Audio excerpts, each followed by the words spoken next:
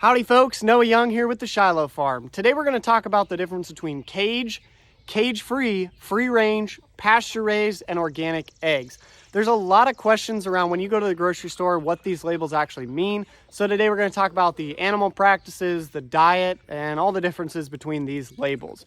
So the first is caged animals. Now a caged bird, these eggs actually account for 90% of all eggs laid here in the United States. And contrary to popular belief, it's not one bird per cage. They actually will combine them. So it's usually like 6 to 10 birds in a cage, but they're only given about 67 to 80 square inches per bird, which if you consider a size of a piece of paper, that's basically the size that each bird gets.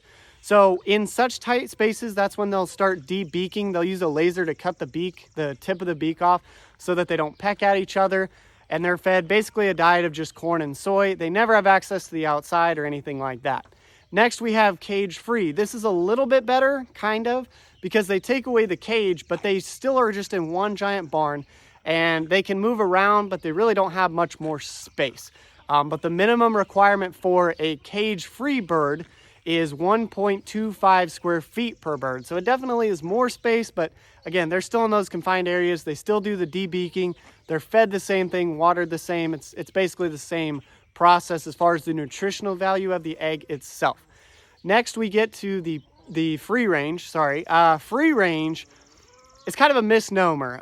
This term is not regulated by the USDA at all, so it varies by farm. Each farm can have a different practice. There are some third-party verifiers, but all free range means is that they have access to the outdoors. There are some farms where this literally is just a concrete porch. So there's a door that the farmer can point to and say, look, they can go outside if they want to, but oftentimes these birds never leave the barn. Some people do actually a really good job. They'll have a huge grass run where the chickens can run outside if they want, but that is generally where your free range birds come from. They are free, but they aren't really eating a whole lot more. Their diet especially isn't much different. Then you get to pasture raised. This is the next level up. In a pasture raised situation, this is again not a term regulated, so it varies from farm to farm, but the general consensus is each bird needs 108 square feet.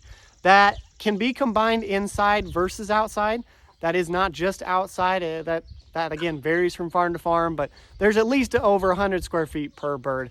This gives them access to green outside, so the carotenoids in grasses, they can get some bugs and insects. This will improve the nutritional value of the egg, improves the color, and so you do get a little extra what you pay for when you buy a pasture raised egg.